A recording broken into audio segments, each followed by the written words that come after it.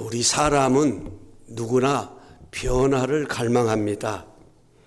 새로워지기를 원하는 갈망이 있습니다. 어제는 힘들었어도 내일은 좀 더 나은 삶으로 변화되기를 원합니다. 가정도 마찬가지입니다. 사랑한다고 하면서도 가장 많은 상처를 주고받는 곳이 가정입니다. 이럴 때면 더 좋은 관계, 더 행복한 가정으로 변화되기를 갈망합니다. 경제적으로도 마찬가지입니다. 많은 부는 아니더라도 부족함에서 벗어나고 싶은 갈망이 있습니다. 문제는 시간이 지나도 달라지는 것이 없습니다. 그러다 보니까 변화는 불가능하다고 스스로 포기해 버리는 것입니다. 하지만 오늘 본문은 뭐라고 말씀합니까? 참고로 로마서 12장부터 끝장인 16장까지는 은혜로 말미암아 구원함을 얻은 하나님의 백성들이 어떻게 이 땅의 삶을 살아가야 하는지에 대한 권면을 담고 있는 내용입니다. 12장 1절은 이렇게 시작하고 있습니다. 제가 우리말 성경으로 봉독합니다. 여러분은 화면을 참고하시기 바랍니다. 그러므로 형제들이여, 내가 하나님의 자비하심으로 여러분에게 권합니다. 여러분의 몸을 하나님께서 기뻐하시는 거룩한 산 제물로 드리십시오. 이것이 여러분이 드릴 영적 예배입니다. 무슨 말입니까? 구원받았다고 해서 다 끝난 것이 아니라는 것입니다. 구원받았으면 구원받은 자답게 살아야 합니다. 어떻게 구원받은 자답게 살아갑니까? 날마다 변화를 받아야 합니다. 변화는 우리 신앙생활의 궁극적 목적이기도 합니다. 우리는 매일 주어진 삶을 통해 끊임없이 변화되고 성숙해가는 믿음의 사람들인 것입니다. 그러므로 우리는 수시로 자신에게 물어야 합니다. 힘들 때도, 어려울 때도, 내 뜻대로 되지 않아 절망이 자리할 때도 우리는 물어야 합니다. 나는 변화되고 있는가? 만약 변화되지 못하고 항상 같은 자리에서 같은 모습에 머물고 있다면 변화를 포기할 것이 아니라 변화를 받아야 합니다. 그래서 오늘 말씀의 제목을 변화를 받아 이렇게 붙였습니다. 오늘 바울은 2절에 이렇게 말합니다. 너희는 이 세대를 본받지 말고 오직 마음을 새롭게 함으로 변화를 받으라고 말하고 있습니다. 여기 이 세대를 본받지 말라는 말은 이 세대에 동화되지 말라는 것입니다. 그런데 여러분, 이것이 어디 내 마음 먹은 대로 됩니까? 이 세대에 휩쓸리지 않냐고, 이 세대에 끌려가지 말아야 되는 것이 당연하겠지만 이것이 내 마음대로 안 된다는 것입니다. 왜냐하면 변화는 인위적으로 일어나는 것이 아니기 때문입니다. 변화는 성령의 역사입니다. 우리가 하나님의 자녀가 되었지만 하나님의 자녀답게 살아가는 것은 내 힘으로 되는 것이 아닙니다. 성령님 안에서 변화되고 성장해 가야 하는 것입니다. 그래서 오직 마음을 새롭게 하라고 권면하고 있습니다. 여기 오직 마음을 새롭게 하라는 말은 본래 우리의 마음은 죄성이 가득합니다. 그래서 이 마음을 새롭게 하지 않으면 이 세대를 본받을 수밖에 없는 것이 바로 우리의 모습이 되는 거예요. 마음이 새롭게 변화를 받을 때 이 세대 가운데서도 하나님의 선하시고 기뻐하시고 온전하신 뜻이 무엇인지 분별하게 되는 것입니다.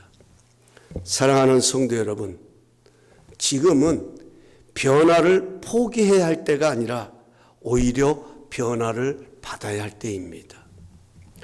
우리가 믿고 의지하는 하나님이 어떤 분인지, 우리를 구원하신 하나님은 어떤 분인지 지금이야말로 우리는 분별해야 된다 하는 것입니다.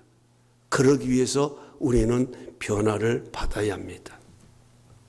오늘 성경은 말하고 있습니다. 하나님은 선하신 분이십니다.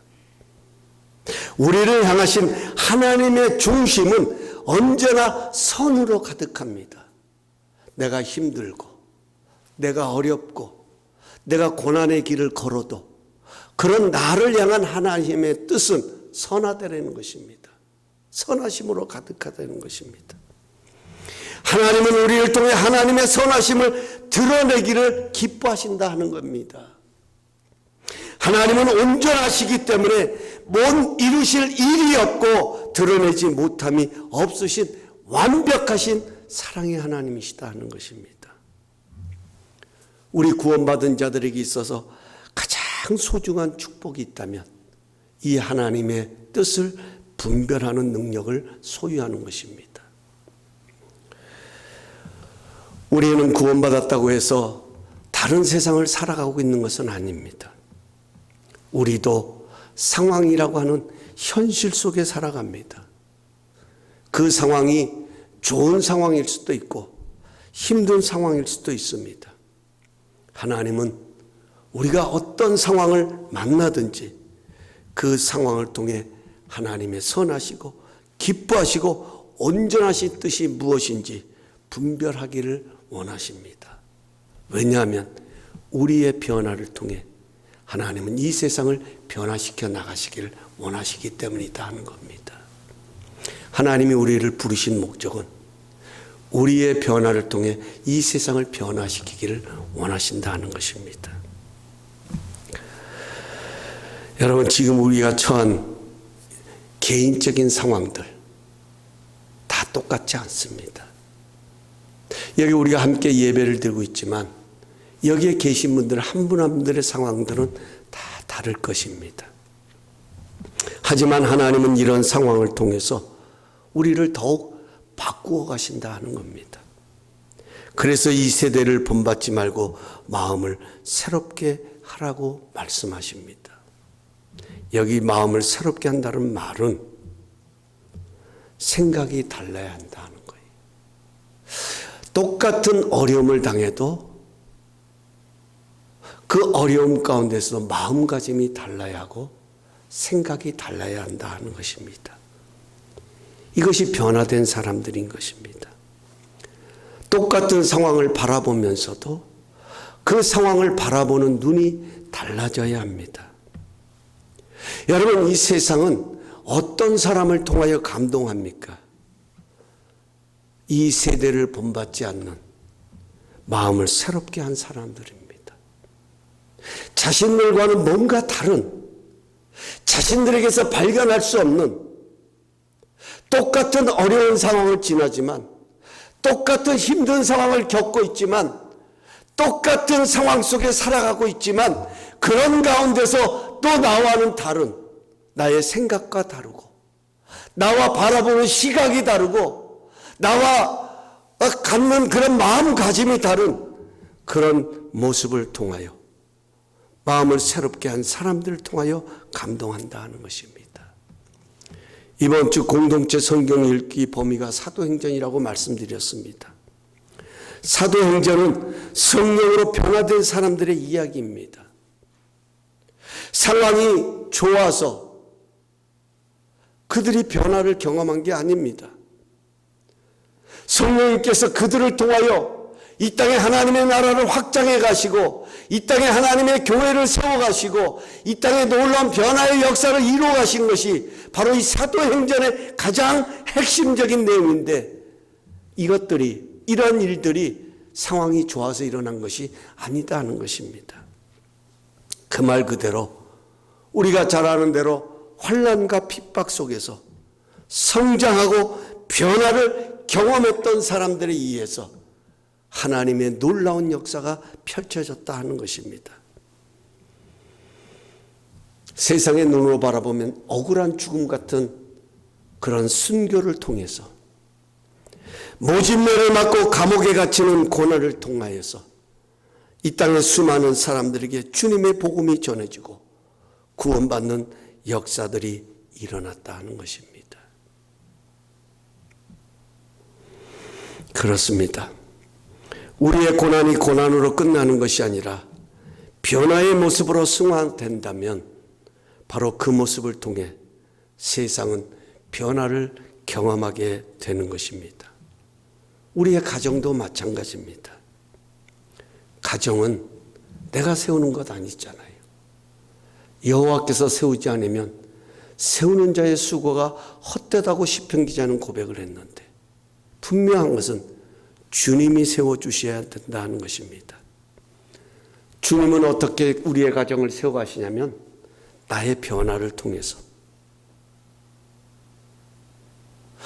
나의 그 주어진 상황 가운데서 마음을 새롭게 하는 그 변화를 통해서 우리의 가정을 건강하고 복되고 성숙한 가정으로 세워가신다 하는 것입니다. 그러므로 우리는 변화를 받아야 합니다. 우리는 변화되어야 할 축복의 사람들입니다. 그렇다면 어떻게 변화를 경험할 수 있을까요? 당연히 살아계신 하나님께서 우리를 만져주셔야 합니다. 우리의 마음은 내가 지킬 수 있는 것이 아닙니다. 하나님의 평강이 우리의 마음과 생각을 붙들어 주셔야 합니다. 지켜주셔야 합니다. 여기 평강이라는 말은 평안이라는 말과 조금 다릅니다. 평강은 하나님과 올바른 관계에 의해서 주어지는 것이라면 평안은 평강의 사람에게 주어지는 하나님의 선물이다 하는 것입니다. 다시 말하면 평안은 어떻게 주어지냐면 하나님과 올바른 관계에 의해서 하나님으로부터 주어지는 선물이 평안이다 하는 것입니다. 여러분, 변화는 성령의 역사이지만 그 성령의 역사를 경험하기 위해서는 우리가 행해야 할 대가가 있습니다. 우리가 치러야 할 대가가 있어요. 그 두 가지를 나누려고 합니다. 첫 번째로 삶의 원칙을 세워야 합니다. 삶의 원칙을 세워야 합니다. 왜냐하면 그 원칙이 우리의 삶을 이끌어가기 때문에 그렇다는 것입니다. 우리 예수님은 이 세상에 오신 목적은 딱 한 가지입니다. 하나님의 일을 이루시기 위해 오셨습니다. 하나님이 어떤 분인지, 하나님의 사랑이 얼마나 크고 놀라운지를 친히 보이시고 나타내시기 위해서 이 땅에 오셨습니다. 그런데 어떻게 이런 일들을 나타내셨냐 하는 것입니다. 예수님께서 독생자로 이 세상에 오셨다고 해서 저절로 이 모든 일들이 그렇게 이루어진 것이 아니다 하는 것입니다. 우리 예수님은 이 놀라운 일들을 이루시기 위해서 빼놓지 않는 한 가지 삶의 원칙이 있으셨다 하는 것입니다. 그것은 바로 한적한 곳을 찾아 기도하시는 것이었습니다. 마가복음 1장 35절 화면에 띄워집니다. 우리 함께 한 목소리로 봉독합니다. 마가복음 1장 35절 한 목소리로 봉독합니다. 시작. 새벽 아직도 밝기 전에 예수께서 일어나 나가 한적한 곳으로 가사 거기서 기도하시더니. 여러분, 예수님께서는 시간 나신 대로 기도하신 것이 아닙니다. 새벽 아직도 밝기 전이라는 이 시간은 가장 일어나기 힘든 시간입니다. 좀 더 자고 좀 더 눕고 싶은 시간입니다. 다시 말하면 얼마든지 타협할 수 있는 시간입니다. 꼭 이 시간이 아니어도 되지. 조금만 더 자고 그리고 이따가 기도해도 되지. 얼마든지 우리 마음에는 그런 마음들이 자리할 수 있잖아요. 하지만 예수님은 한 가지 원칙이 이 시간이 아니면 하나님과의 시간을 놓칠 수 있기에 아침마다 눈을 뜨면 제일 먼저 하나님과의 시간을 우선으로 삼으셨다 하는 것입니다. 예수님께서는 다른 것은 몰라도 이 원칙은 절대로 양보하지 않으셨습니다. 왜냐하면 이 원칙을 통해 예수님은 하나님과 함께하는 시간을 가졌을 뿐만 아니라 하나님의 선하시고 기뻐하시고 온전하신 뜻을 분별하는 그런 지혜를 얻고 그런 능력을 얻고 그분과 교제하는 시간을 가지신 것입니다. 여러분, 우리도 마찬가지입니다. 성공 그냥 되는 것 아니지 않습니까? 여러분, 우리 주변에 소위 말하는 성공한 사람들을 한번 들여다보십시오. 소위 세상적으로 말하는 금수저도 있고 흙수저도 있습니다. 금수저는 물려받은 재산이 있기 때문에 성공했다고 말하지만 흙수저는 그 말 그대로 자수성가한 사람들입니다. 그들이 그 자리에 이를 수 있었던 것은 그들만이 가지고 있는 분명한 삶의 원칙이 있었다는 것을 우리는 쉽게 발견하게 됩니다.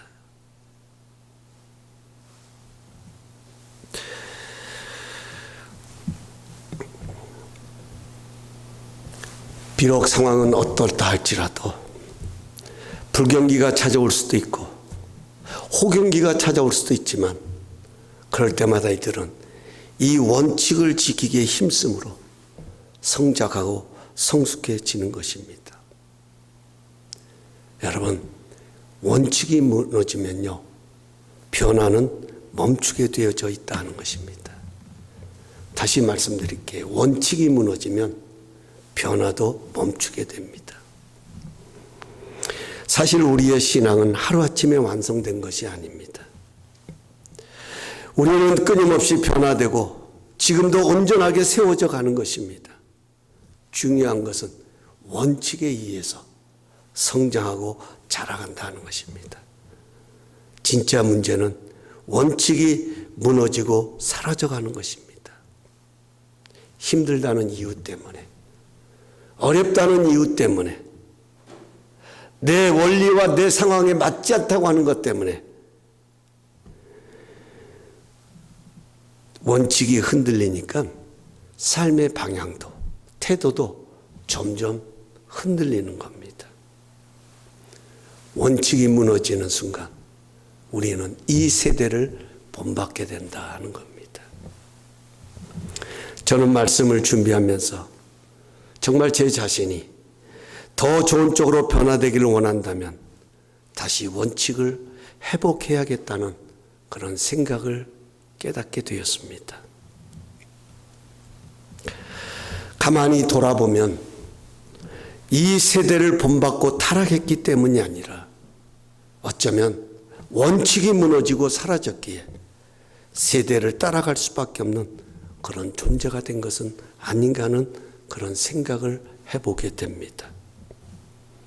나를 나 되게 했던 것은 하나님 앞에서 세웠던 하나님 중심의 원칙이었습니다. 하나님의 중심의 원칙이 무너지고 내 욕망과 내 느낌을 따라갔기에 삶은 저절로 퇴보하는 것이라고 생각합니다. 사랑하는 성도 여러분, 지금은 변화를 포기할 때가 아니라 변화를 받아야 할 때입니다.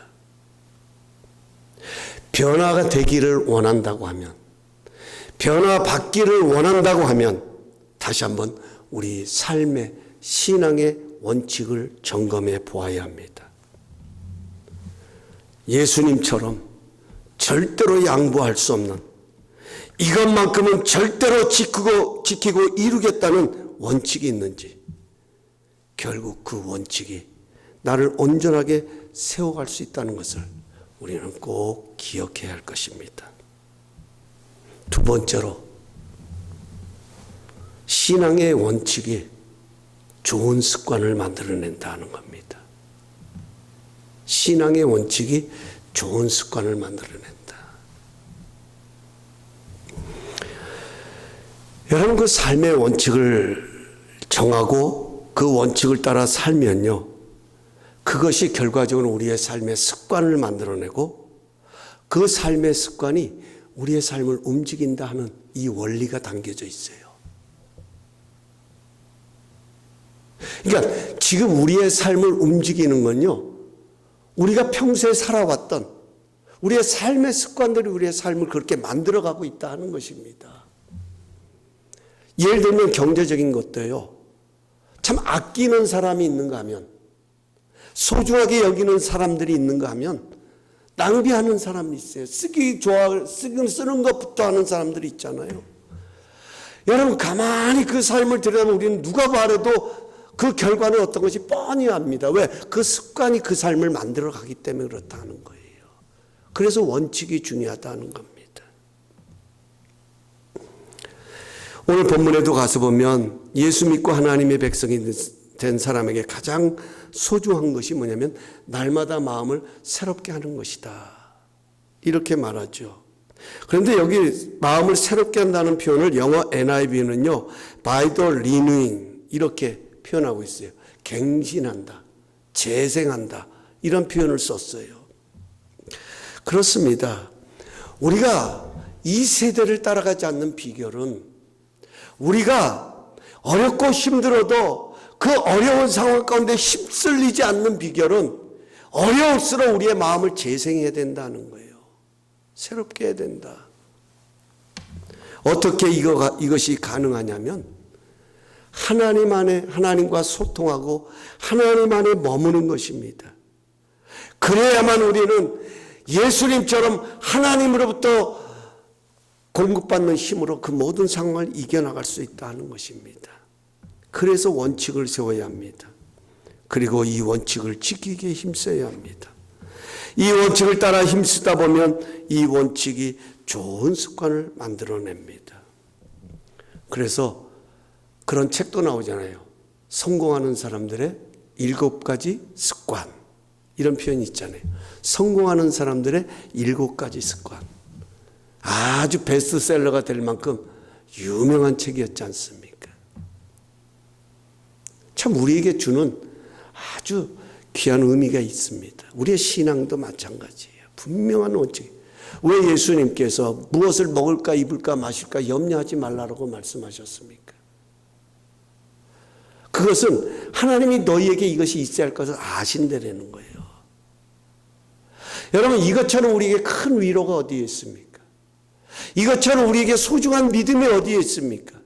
정말 우리가 붙들어야 할 믿음이 있다면 하나님은 나의 모든 것을 알고 계신다라는 것입니다. 나의 슬픔도 아시고, 나의 눈물도 아시고, 나의 고통도 아시고, 나의 지금 이 모든 상황을 아신다라는 것입니다. 그러나 중요한 것은 하나님이 모든 것을 아시기 때문에 우리가 해야 될 것은 뭐냐? 예수님 말씀, 너희는 먼저 그 나라와 그의 의를 구하라. 그리하면 이 모든 것을 너희에게 더하여 주실 것이다. 이게 예수님께서 가르치신, 그리스도인들이 이 세상을 살아가는, 염려 가득한 세상 가운데서 살아가는 삶의 원칙이었습니다. 먼저에 먼저. 염려거리가 있을 때마다 먼저 해야 될 게 있다는 거예요. 그게 뭐냐? 하나님의 나라와 하나님의 의를 구하라. 여기 하나님의 나라라는 게 뭡니까? 킹덤 오브 갓. 하나님이 다스리는 나라, 하나님이 다스림, 하나님의 통치하심, 하나님의 의로우심의 몸은 그것을 구하라는 거예요. 하나님 중심으로 돌아서라는 겁니다.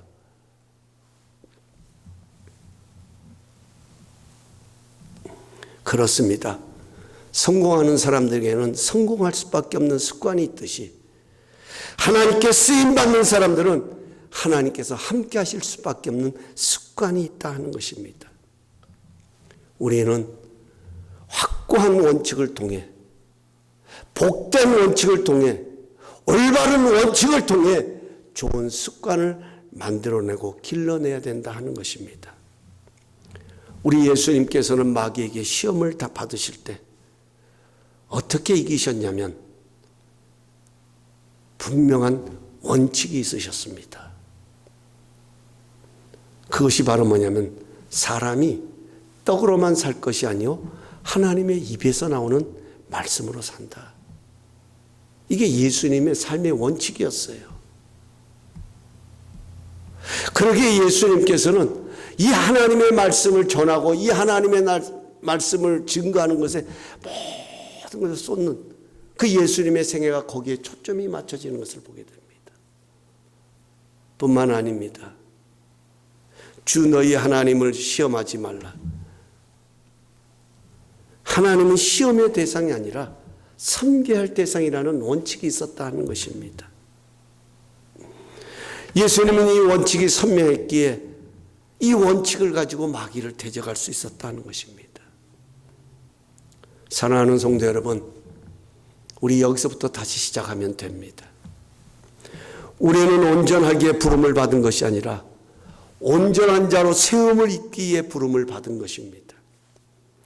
성령님은 우리를 그렇게 만들어 가시고 세우기 위해 연약한 우리를 지금도 붙들고 계십니다.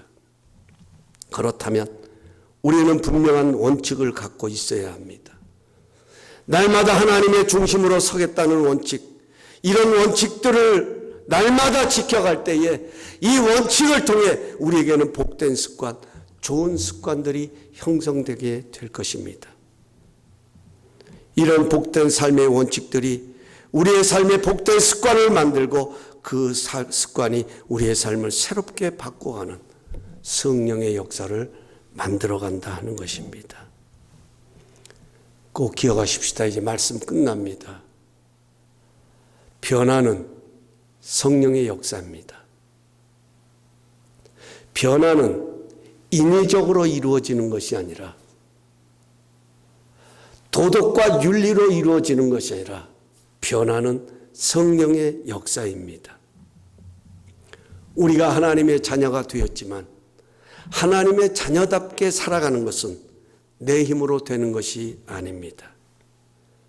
성령님 안에서 변화되고 성장해 가는 것입니다.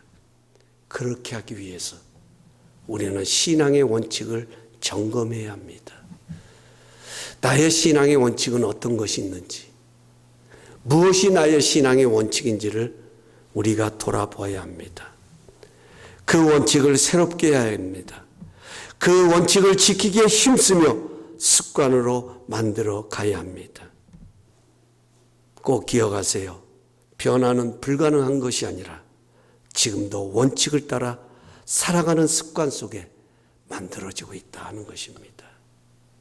이런 은혜가 우리 모두에게 함께 하시기를 간절히 바랍니다. 우리 다 함께 그 자리에 일어나셔서 내 영혼의 은총 입어 우리 찬양 드리고 함께 기도하신 후에 축도로서 오늘 예배를 모두 마치도록 하겠습니다.